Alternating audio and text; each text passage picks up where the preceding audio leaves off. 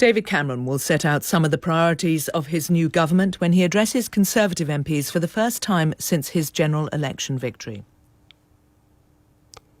Following the Floating Voters was presented by Sean Lay. The producer was Mari Jessel. Be of good cheer. In a moment, Ed Reardon returns to lead us through his week as he keeps mind, soul and cat together. After this. Tim Janet. I think the word young came twice. Oh, yes? On Just a Minute, you need to be sharp. And now you're sporting a beard, you don't look as young as you used to do it. No, I'm sorry. And its host, Nicholas Parsons, always leads by example. I was going to say, now you look younger than you used to. Yeah, I don't think it works like that. I don't think... You look fatter. I mean thinner. The new series of Just a Minute. Graham, it's your turn to begin. Oh, crow's feet. It starts next Monday evening at 6:30 on BBC Radio 4.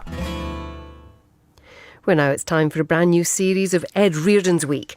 And as we reacquaint ourselves with the curmudgeonly author, we found him in a not altogether unsatisfactory relationship with a BBC radio producer.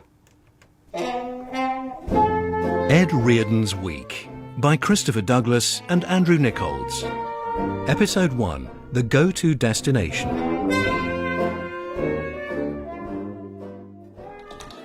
There is a state of mind, peaceful yet connected, sophisticated, while within an oasis of rural calm.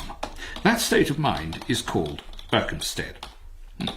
Whether your taste is for the buzzy French market in the high street, or perhaps relaxing canal side with a traditional pint at the...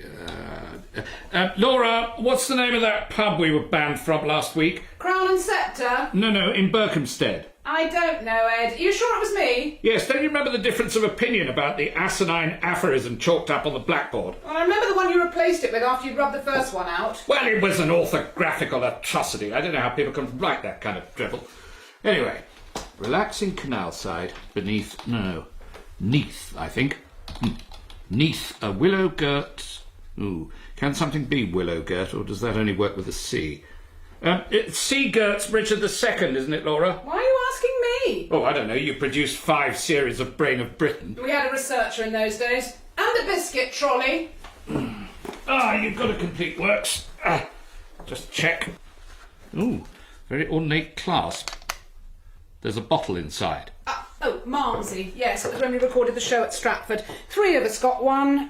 Me, Robert Robinson and a former local government officer from Runcorn. Well, now you've opened it, Ed. I opened the book, not the bottle. Still, it won't drinketh itself.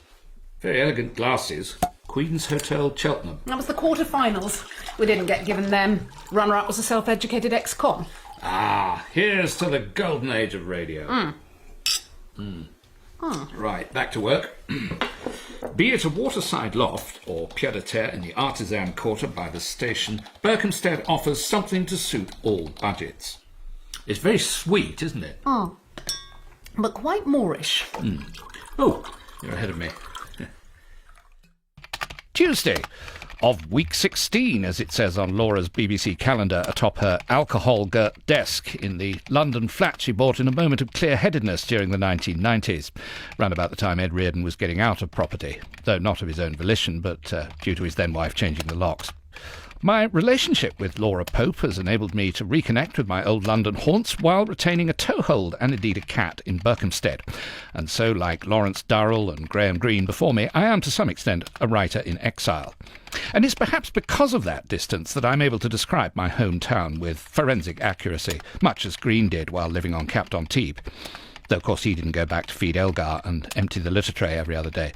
I suppose he might have done, had Ryanair existed then. Booming Berkhamsted, a 5-page advertorial for the local property magazine, is, I suppose, my equivalent of one of Greene's celebrated entertainments.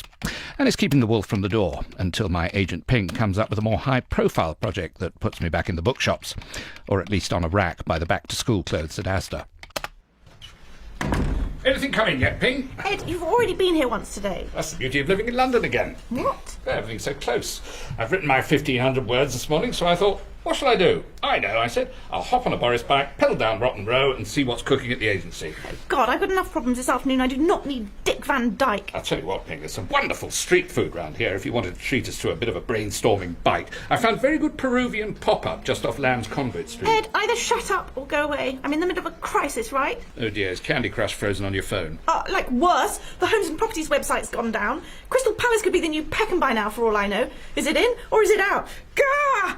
If you'll forgive me, I'll go and see if Alex is in yet. He might be a bit more responsive to his senior clients. Yeah, well, you'll have to hop on your Boris bike and go to Pasadena. Oh, is that the new bubble tea place recommended by Time Out? I've been meaning to give it a try. Do you think they do a happy hour? Pasadena, America, Ed. Alex has literally gone to work there. Since this morning? I said, literally. So literally in the meaningless sense, or...? This is the biggest disaster to hit this office since they stopped making pens shaped like bananas. So who's running the agency? Has it been sold to Russian oligarchs? That seems to have become the fashion since I last lived here. No, like a billion times worse. It's Alex's mother, and we might have to move south of the river, which could be a great new direction for us, literally. Oh, hi, Suzanne. So, Ping, I need to grab a couple of hours at the gym. Could you find a birthday card for Alex on Moonpig? Ah, you must be Alex's sister. Hardly. Oh, God, Ed. So, might as well do that ASAP, Ping. Alex's girlfriend, then? Sorry, I've been out of the loop for a while. You're Ed Reardon. I'm actually Alex's mother. If you say so. So, I've taken over the agency now. Alex has gone off to develop his apps. Same gym as yourself, or...? He thinks he's funny, Suzanne. No, I'm just using humour to mask a much greater seriousness. I mean, this is a hell of a job you've given yourself, Suzanne. Tell me about it. This is my trouble. If there's an impossible task to be done, guess who has to take it on? Well, I wasn't going to be the first to say this, but things have become rather shambolic round here. Forgive me for speaking my mind. Yeah, you'll find Ed speaks his mind about a lot of things, Suzanne. Really important stuff, like apostrophes, dangling imperatives, and sloppy grammar. This is a literary agency, Ping. You know what? I happen to think that's not unimportant. Yes, that could be me talking, literally. Yeah, he still says toilet, though, so he's not that clever. Now, Suzanne, this gym of yours, would you recommend it? Because I've been thinking about Bikram yoga now I'm back in town. Come along and have a look sometime. It's only $200 a week. Yes, I very well might. And I get 50 quid if I introduce a friend. Times are hard in this business. We've all got to help each other out. So, did you book the dog walker for when I'm on the yacht, Ping? Yeah, just doing it now. And you won't forget, will you? Moonpig!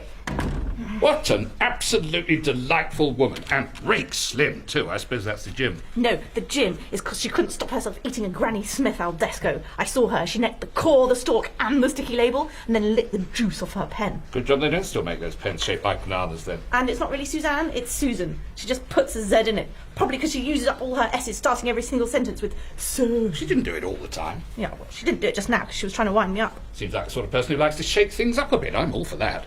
It's just change for change's sake. Well, what was it I read the other day? If you're not going forwards, you're going backwards. I think it was Lindsay Lohan quoted in the Standard. Ed, are you vaping? For sure, since you won't let me smoke my pipe. Well, it's still a cigarette, even if it's electric. Out! Ah, non-toxic smoke in the smoke. They should use that in their advertising. So, while you're in touch with the Moonpig people, perhaps ask them if they're looking for any contributors. I mean, that is your job, Ping. Feed the birds. Tuppence a bag. Gah! Right, Elgar. Fresh litter. Non-clumping, now I can afford it. Oh, better change the newspapers too. Bit of overspill here. Oh, onto Daddy's property column. More bang for your leafy bucks. No call for that. Most cats would be proud.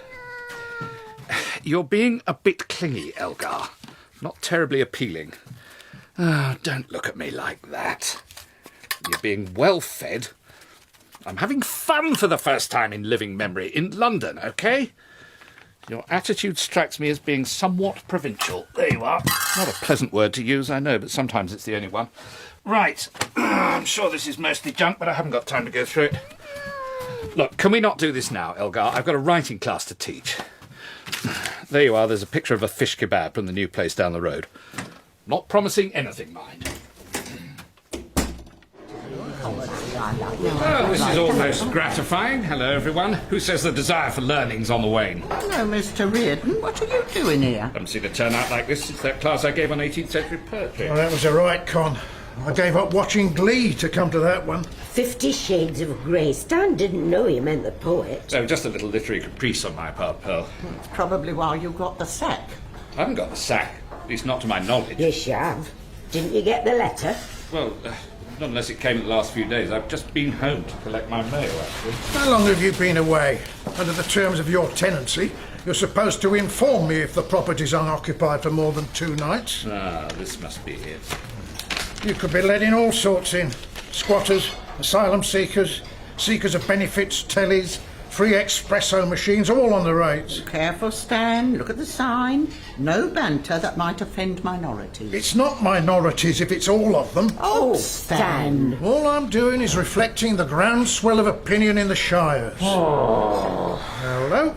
Looks like the penny's dropped. It seems my small grove of academe has been chopped down and replaced by the ubiquitous masterclass. In response to public demand. Whose, I wonder? We all signed the questionnaire. Would you say masterclasses are the way forward? I put strongly agree. I put agree slightly. Oh, Olive, I'm deeply touched. Need I ask what you take, Stan? You can ask, but it won't get you anywhere. That'll go with me to the grave. Oh, you spoiled your ballot paper. There aren't any masterclasses for what you're interested in. At least not outside Amsterdam. So what's brought all these seekers after enlightenment here tonight, then? Stand up. Conquering the comedy circuit. Here is the literature. Take the high road to Edinburgh and beyond. Oh, here we are. Meet your comedy curators, Tom Zack and Will Zitz, stars of TV's Gagageddon. It was on BBC 3. Oh, I hope they'll be able to cope with an audience of this size, then. I've come across this pair before. Hadn't expected to see them down among immortals quite so soon. I think it's very good of them to let us into the trade secrets. They're not being that philanthropic. They're getting 150 quid off each of you. Well, you get a DVD of their gig at Latitude and a free bottle of water to fiddle with when you do your first open mic. Have you ever noticed that this is the sort of thing that just panders to the demands of fickle fashion? It's a change for change's sake. Oh, that could be the start of a have you ever noticed riff. My set's going to be about dating. And mine? Computer dating me. I'm doing computer dating fat people. Right, anyone wanting to hear my views on John Galsworthy, you can buy me a pint in the Lockkeeper's Arms. Well, I thought you were barred from there. The pub next door, then, one has to move on. When a man is tired of Berkhamsted, or as Dr. Johnson might have put it, when a buy-to-let landlord is tired of life, it's because he hasn't seen the too-good-to-resist property investment opportunities offered by Berkhamsted's flourishing canal-side quarter. That's rather good. Hi. Hello. I've done a shop. Oh, good. How have you been getting on? Pretty well. I should probably keep going on this, if it's all right with you, Laura. Oh, yes, of course, if you're on a roll. Is it the Scandinavian thriller? No, not this morning, although it is fiction for the property magazine. Deadline's tomorrow, then it's back up to Trondheim. Oh. What? Oh, Ed. Dr. Johnson. What's wrong with him? Well, it's a bit of a cliché. Oh, and I suppose he's never made it onto Brain of Britain. My impression is that if you answered Dr. Johnson to every single question on that programme, including the bit where they played Twist and Shout for 3.5 minutes, you'd still make it to the semi-finals. Oh, I thought my blurbs for Radio Times were lame, but I never resorted to that. You're better than this, Ed. I thought you had a production meeting till 4 o'clock, checking that the buzzers work or whatever it is you do. Not anymore. I've taken voluntary redundancy. Ah, so when exactly would... Oh, thank you. When would you be stopping work? Soon as I like. For good? For a year, then I'll go back as a freelance. Twice the money, half the grief. And it gives us time to do all those things we talked about. I need a bowl or straight out of the bag? No, just give me a handful. These things, you mean learning Spanish and going to comedy clubs? Well, yes, them as well as, the other thing. Ah, yes. The baby elephant in the room. I thought we'd put that idea on hold until, until there's a bee in the month or something. That's September. Well, yes. But now we don't need to wait till then. We can get on with it straight away. And if for whatever reason you don't get me up the duff, well, then we can adopt. Better make sure we put the recycling out before they make the home visit. Oh, yes, good thinking, Batman. Or maybe not. Let them take us as they find us. Sorry, Laura, I meant to get dressed before lunch, but I do want to get on with this. Yes, you finish that first, then we can start serious planning. Right. Never has Berkhamsted seemed more attractive. What? To the young professional eager to get on board the Hertfordshire home-owning carousel. I thought for a moment you might have been... Sorry? Despite being a cloud no bigger than a man's hand, or rather in the circumstances a baby's clenched and threatening little fist, my unsettling colloquy with Laura prompted me to write even more lyrically about Berkhamsted. The response from my employers on the property magazine was equally fulsome, and I was commissioned to write a positive profile of the sales manager of the local branch of Flats for Cash, figure 4, cashed with a K, one Ian, than whom there was no more passionate a people person in all Tring. I didn't dare show it to Laura, so positive was it that by comparison it made the lives of the saints seem carping. Nevertheless, £850 cash, with a C, was not to be sniffed at, helping both to fund my London lifestyle and making me feel less fettered by Laura's long-term plans, a general sense of fetteredness having crept in now that she was spending more time at home. Hello? Yes, he is.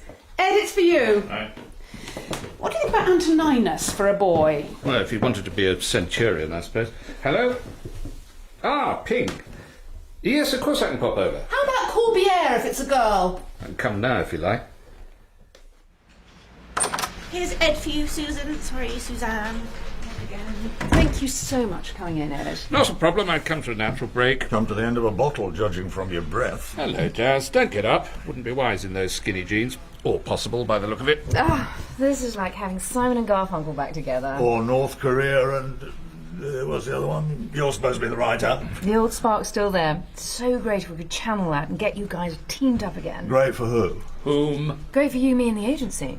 So, I've been looking at the movie database and you've got a hell of a track record, you two. Going right back to Tenko, Danger Mouse and, of course, the iconic movie masterpiece System On. That was a film by Jaz Milvane. Based on the novel by Ed Reardon. I sat in the back row of the Phoenix in Finchley and cried my eyes out. Yes, so did I when I saw what he'd done to it. Surely you weren't old enough to have seen it when it came out, Suzanne.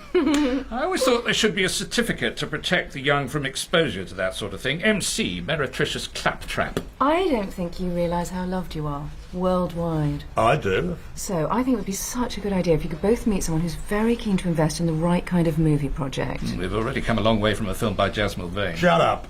Carry on, Suzanne. I like the sound of this. Not to give too much away, he's Gulf States royalty, and his favourite programme ever since he was a kid is Danger Mouse. Yes, well, that's the thing, you see. Good writing will always out. I've forgotten more about talking animals than Ed's had hot dinners. We should introduce him to my dolphin trilogy, unless that's non-halal or something. Oh, I also wrote a film script for Roland Rat that never got made. Might need a couple of tweaks and tucks, but it still works extremely well. What an embarrassment of riches. It's a question of finding the best way to go about it, because of course everything's done through patronage and favours. So you've got to reel him in without him realising it. I can see that. Very wise. What might help is that he's just built a huge apartment block on the South Bank. Oh, the one they call the Toaster, or rather the one they'd like everyone to call the Toaster, but which everyone actually calls that bloody horrible thing. Except the developers. They call it One City Gate, where your riverside dreams are made of. I'm impressed, Ed. How did you know about that? I make it my business to know what's what in London town. I've been writing for a property magazine. Ed Reardon's Guide to the Best Cardboard Boxes. This is better than the Sunshine Boys. Save it for the film, guys. A remake. I like it. In Arabic. Cumberbatch, obviously. And I think Suzanne wants us to make a promotional film to soften up the Sultan. Ping, it's Suzanne. Yes, I know it is. I'm late for the gym. Can you come and talk Jaz and Ed through the Riverside Dreams project? You sure it's safe? Yes, just guy banter. I love it. So, here's your iPad and your headphones. Set to my afternoon playlist? What? Only joking. All this whip must be rubbing off. I'm getting such a good feeling about this. Any other ideas you've got, chaps? My door's always open. Right. Basically, the deal is... Are we being expected to make a vanity project? About some dodgy sheik's house. It's not a house. It's a sumptuous apartment block comprising both luxury penthouses and affordable housing. And we do this for nothing. Not quite nothing. Suzanne's got the use of his million-foot yacht out of it for 2 weeks. HMS Doughboy. Sounds like the ideal place for a production meeting. Haven't been on a yacht since Kung Fu Herbie was in competition at Cannes. Jury was fixed, of course. Bertolucci again. Exactly. Ping, order me a blazer and a captain's hat. When can you have the script ready, Reardon? The answer should have been when hell freezes over. However, I was minded to make myself agreeable to my new agent. I was also frankly quite interested in having a look round the toaster and seeing for myself what its riverside dreams were made of. Like many a Cockney sparrow, I was susceptible to the lure of the private view, be it the Royal Academy Summer Exhibition, the Chelsea Flower Show, or a £1 billion eyesore obliterating the view of St Paul's. A few hundred words of scripted property puffery was a small price to pay. So, we'll start on a close shot of the Gold Horse, follow its POV to the Swarovski Crystal Fountain, then develop the shot to the luxury lobby. OK. Now, I need a body to approach the concierge's desk, just in the background to cover the voiceover. Ed, can you go out the revolving doors and come in again? I'm not sure I'm dressed for this. Should I have a pizza box or something? Stop trying to build your part up. Go and do as you're told. We can CGI out his sandals in post. Hurry up. We're not cattle, you know. And Tom, could you make sure you avoid seeing the crew reflected in the doors of the speak lift at the penthouse? Well done. Right, turn over. Morning. And Gambon voiceover, and Gambon. POV Gold Horse, Gambon, and action Reardon! Action Reardon! Can I get past, please? I'm being called. Yeah, I'm sorry, sir. This entrance is penthouse residence and city dream duplexes only. But I've got to get back in. I'm part of the filming. I don't think so, sir. Which one are you, James Bond or Jaz Milvane? But you saw me come out. Yeah, I'm not saying you can't come back in, but not through this entrance. You have to go back through the affordables door. The what? Affordable housing. Part buy, part rent. You go in the back door by the bins. Oh, so this is a different sort of riverside dream, is it? Yeah, you're a bit further away from the river, but on the plus side, you're nearer the bus stops. Anyway, you can't miss the door. You'll probably see a few affordables stood outside by the ashtrays on the wall. And this is the big society going at full blast, is it? Whatever happened to we're all in it together? We are all in it together. It's just different entrances. Like I say, Premier Penthouse City duplexes here. First on the left, affordables. You had one job to do, Reardon. Walk through a door. Yes, but I hadn't bargained for the segregation policy. Have you got a sheep dip I need to walk through as well? Oh, now you're just being silly. This is not the Shard. I might have known there'd be trouble. How's the filming going, Mr. Milvane? Do you need any, stuntmen or extras or something? Because, look, if I do this, I'll pull my ears forward like that. I could do your Hobbit. Oh, hello, my Yes, thank you, Giorgio. All I need is someone competent to walk through that door. Someone who's prepared to sacrifice his basic human rights. Oh, I can do that for you, Mr. Milvane. I'll just deal with this gentleman first here. Yes, please do. So, first on the left by the bins, and a bit of friendly advice, mate. Don't hang about on the front step too long, because the spikes come up at lighting up time. So don't even think about having a kip, all right? No, I generally go to the workhouse at Mile End if I want to do that. Ooh, hey, you'll be lucky. 2.5 million, one bedroom, them. And they won't let you pay cash on the bus now, not even if you've got an account at Coots. Well, why didn't you use your Oyster card? I told you it got wiped because I had it too close to my phone, so I had to walk all the way from Southwark. It's all right, I'll pour my own. Oh, sorry, I'm just a bit preoccupied. Look at this. Tim needs a loving home.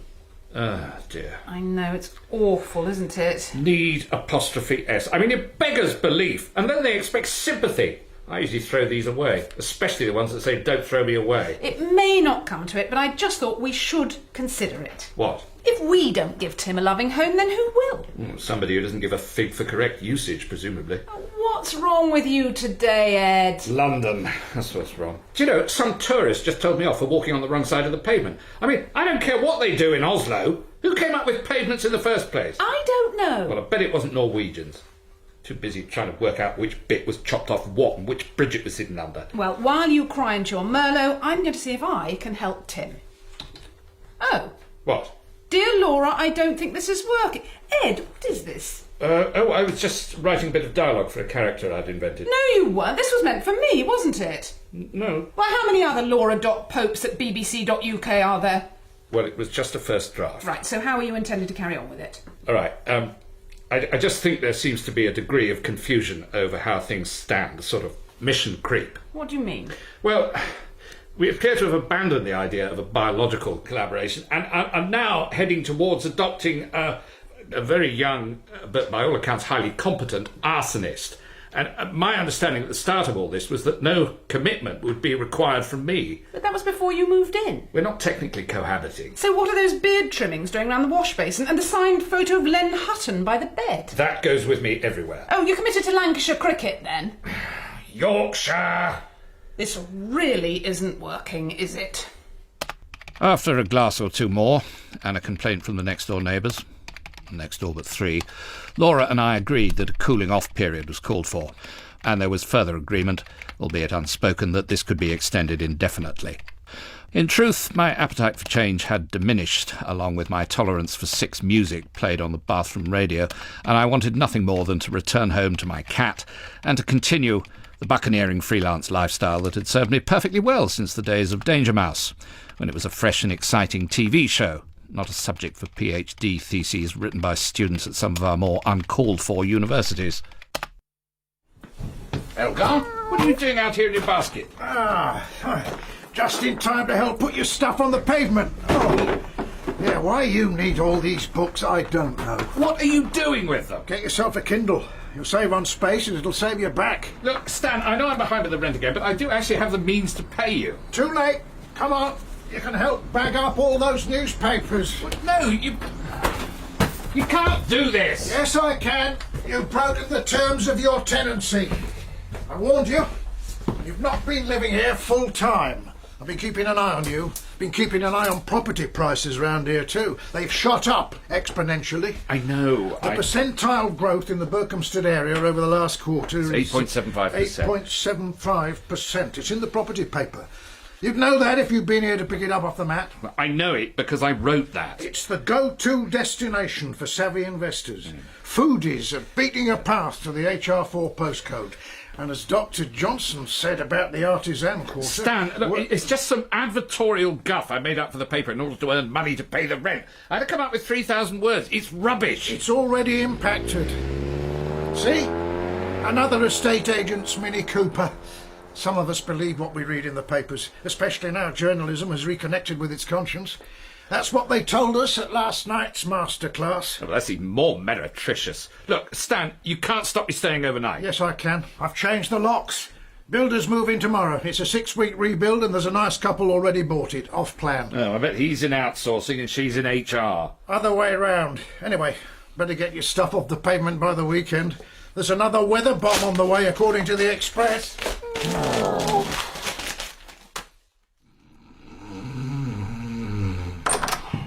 Ed? Sorry, So, what are you doing under my desk? Well, I was, When I said my door is always open... Yes, I stayed on after Ping left last night. Well, 3 o'clock yesterday afternoon. I was working on a rewrite of Carol Vorderman's First World War Garden. It's already been published. You received with your head on it. Yeah, I did think of a follow-up, Carol Vorderman's Magna Carta Garden. I mean, in this business, Suzanne, you've got to think ahead. Excellent. I wish I'd thought ahead when I had that cream egg last night. As it is, I've got to go and pay for it with 2 hours on the wobble plate.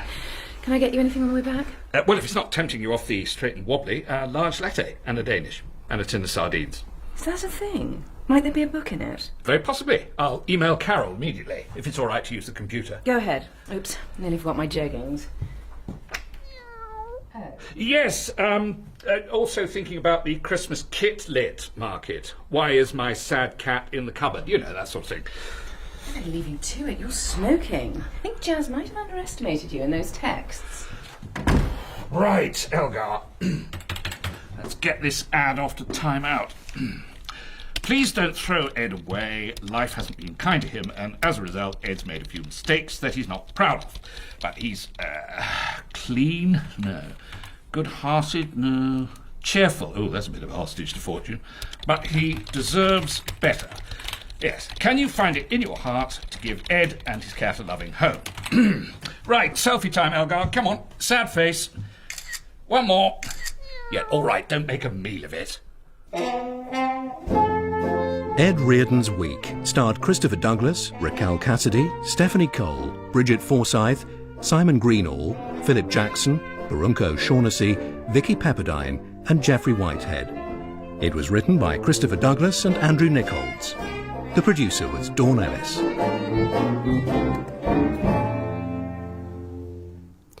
So Ed and Elgar are finally homeless. However, next week there's a furniture warehouse in Berkhamsted with his name on it.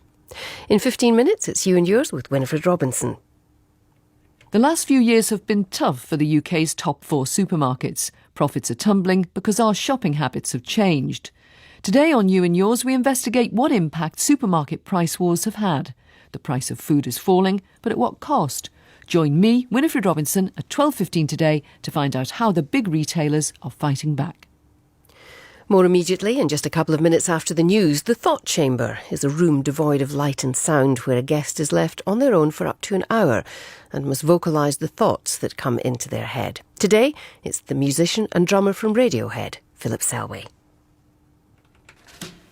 Reintroducing the pioneering radio star Bernard Braden. Well, I can act, imitate a dog, sing. Let's hear you. Which one? All of them. To be or not to be, that is the question. Whether it is nobler in the mind to suffer... A 3-hour special from the archive, including the sitcom Leave Your Name and Number, for the first time since its original broadcast. I think a lot of you, Barbara. Do you, Bernie? Uh-huh. I think you're one girl in a million. I think you might lend me half a crown till Friday. Braden back on the beat. On Saturday morning at 9 and again in the evening at 7, over on BBC Radio 4 Extra.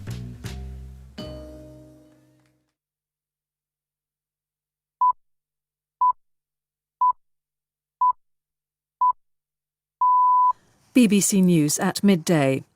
Unemployment has fallen again. The latest figures from the Office of National Statistics show the jobless total dropping by 35,000 between January and March to 1.83 million. Average earnings saw their biggest increase since June 2011. The Employment Minister, Priti Patel, welcomed the figures. Really, this is a testament to our long-term economic plan, the work that the government has been doing with our focus on job creation, creating the right economic conditions for businesses to expand and grow so that they can employ people again. So this is very welcome news today. We created over 2 million jobs in the last Parliament, and the Prime Minister is clear. We will continue to do that. We want to see a situation and a position where we have full employment. The Governor of the Bank of England, Mark Carney, has said he expects inflation to increase notably towards the end of the year. Inflation is currently at 0%, but Mr Carney said increases in commodity prices would bring the rate closer to the 2% target. Giving the bank's quarterly inflation report, the Governor said the fall in oil prices was the main reason for zero inflation. As was the case in February, the single most important reason for below-target inflation has been the sharp fall in energy prices. In March, oil was about 40% cheaper than the middle of last year, and the price of petrol at the pump was down by more than a tenth. Food prices have also dropped, and sterling's appreciation over the past 2 years has continued to depress import prices. The Royal Navy says it's in the process of rescuing more than 400 migrants from the Mediterranean who were trying to reach Europe on 30-foot-long inflatable dinghies. The 4 dinghies, each carrying around 100 people, were spotted around 40 miles off the coast of Libya. 225 people have been taken on board HMS Bulwark, with another 220 to come. David Cameron's setting out a range of new measures to tackle extremist ideas, saying the UK has been a passively tolerant society for too long. The Prime Minister's plan includes banning orders for organisations which use hate speech and extremism disruption orders to restrict the activities of people trying to radicalise others. Labour's immigration spokesman